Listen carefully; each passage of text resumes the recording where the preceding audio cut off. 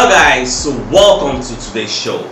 My name is CHUKS and you're on JFL TV, the home of football. So if today is the first time we see our program, for them to bring you the latest Arsenal news updates as they drop all over the world. So for now, most out today's news. I'm already for heavily for this Lagos state, like this as how they shoot, and they didn't even delay me because I can't go on generator. I don't really big fight there. But it is what it is, the show must go on. So Team Sherwood will be one of the pundits out there and one of the Tottenham Hotspur strong supporter. Don't come back and give an analysis because they're going to ask and say Tottenham Hotspur first 11, Arsenal first 11. If Usemo could join the two of them together, which people will be the first 11 where you go choose? So go back and confirm, call the talk say as the team they like this now. No member of the Tottenham Hotspur first 11 can break into this current Arsenal side.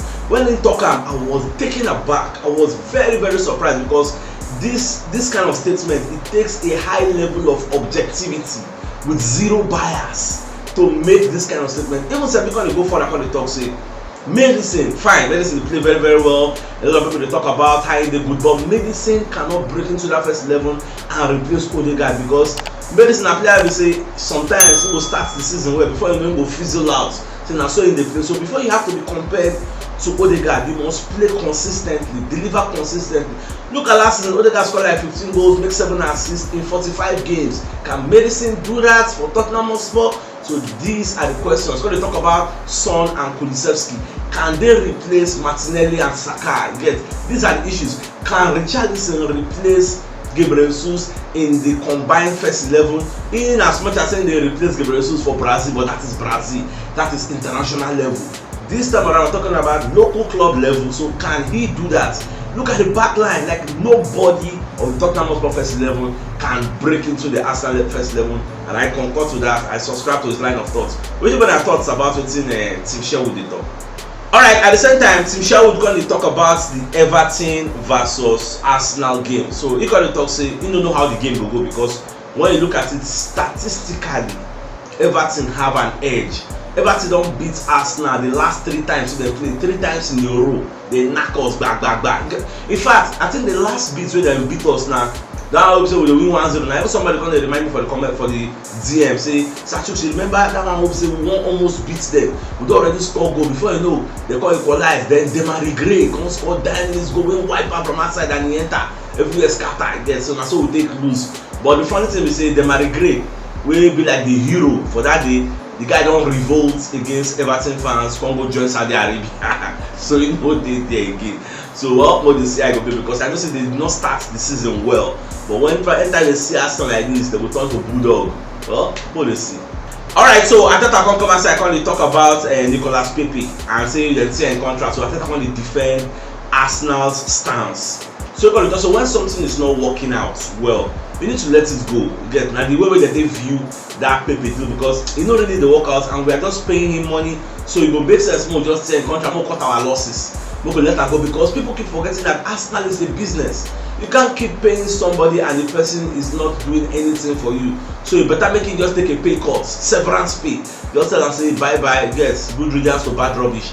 That is the way we saw Pepe, and thank God say Pepe don't come up for our club, he don't go Turkey, so make him go enjoy himself for this. So let's proceed. I mean, I know if say maybe the background, I don't know now that they hear the rain or rain they fall heavily. Like I got to close all the windows to reduce the sound. So in case now they hear some kind rain, no, don't be me. Alright, at the same time, I think I'm going to talk about Gabriel Jesus signing. So back on the opinion say ever since we signed this Gabriel Jesus, say the guy don't impact Arsenal immensely. Another thing we can like about the signing is say the guy they give us that belief. You get a different belief, and they give us a different fear. They bring different fear to opponents. If opponents they see educator, different as opponents they get that much fear. Get, but if they see Gabriel Jesus, that fear go their body. They know the third person. At the same time, I think that also you talk say Gabriel Jesus they bring a different chaos to our attack. But there's sometimes Obasanjo will talk say the guy they cause chaos. So now what see I second they talk say the guy when they play Shola and I go say person they there. Not say educator know they try you, but Jesus' presence they bring a different fear to opposition, and it is what it is.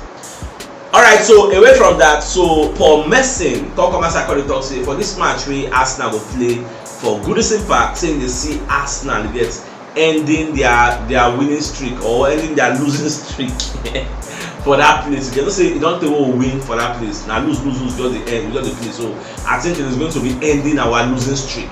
We need to start winning. We can't say ending our winning streak because we never win there for a long time. So everybody just be very, very optimistic. Based on the team wey we get though, and based on the form wey Everton dey, but Paul Merson come dey explain that one say this kind of games form is usually thrown out of the window because Everton dey always Goodison Park dey always come alive whenever they see Arsenal. Like these are the kind of games they live for. Get they wan turn up, get, and now no I don hear say 777 brand don buy Everton, so they have a breath of fresh air, a new owner, you get, so they want impress. I don't know, all those kind of things. The last time we played, they had a new coach, they can't rub off on them, they can't play well. This time around now, a new announcement of a new coach, of a new owner, so I don't know how everything will be, but we'll just watch. Look at the midfield, they have Onana, they have Abdullah Dakore, they have strong, like, physical people waiting for the middle of the park wey talk. So it's going to be a physical battle who is going to be dominant on that day. Well, I can't wait. Now Sunday, now tomorrow, I can't wait. So away from that, so Stan Collymore come cover psychology say Odegaard, in his opinion, is not a captain material 100%. Say when I say look Odegaard, so Odegaard not be person who say he go like motivates people, like hold players on the scruff of their neck, lead them. You get say you gotta compare Odegaard to the likes of Vieira, the likes of Roy Keane. But what Baba dey fail to understand is say those were a different era. These days, you don't need to be an aggressive captain for you to be a good captain. You get, no be so. Even some people they don't say when they give Declan Rice, the captain of the Arsenal. Is Declan Rice aggressive?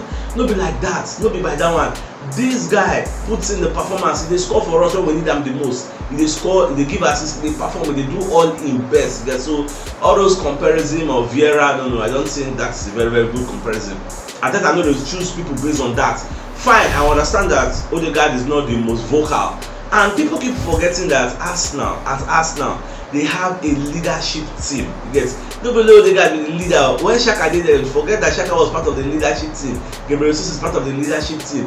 That is why you don't need to be a captain to be vocal, to say things. But see Xhaka, they talk. If the referee do anything, you go meet the referee.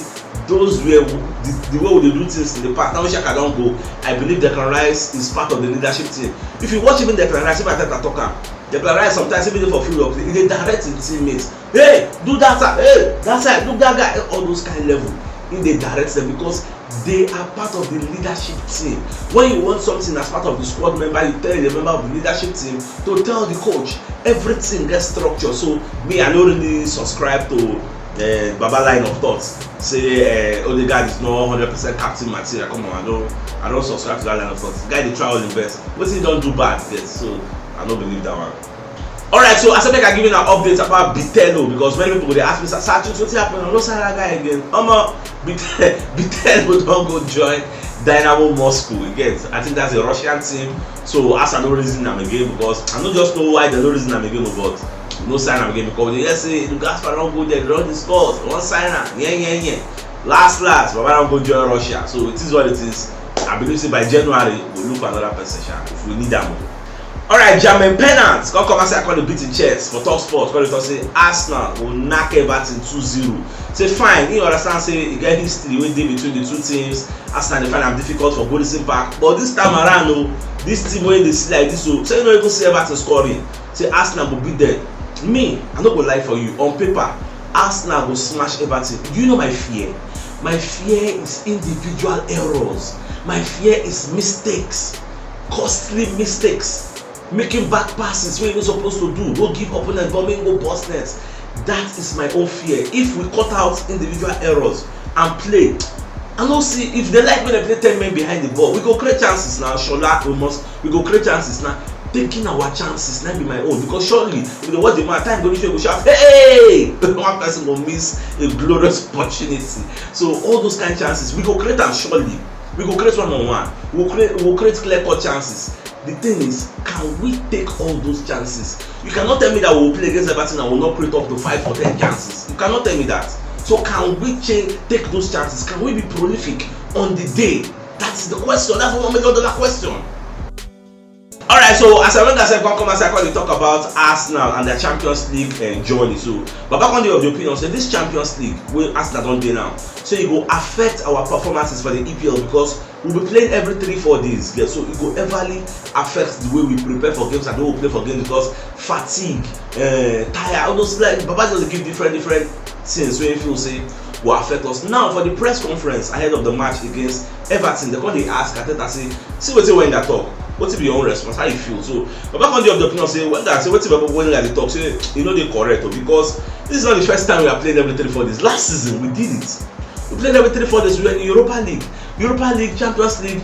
They are the same schedule. The difference is just a different competition. Yes, with maybe tougher opposition, but it is still the same 3-4 days. Yes, now football. Yes, so we know how to manage ourselves when it comes. We did it last season and we still ended up second. So did it really affect us per se?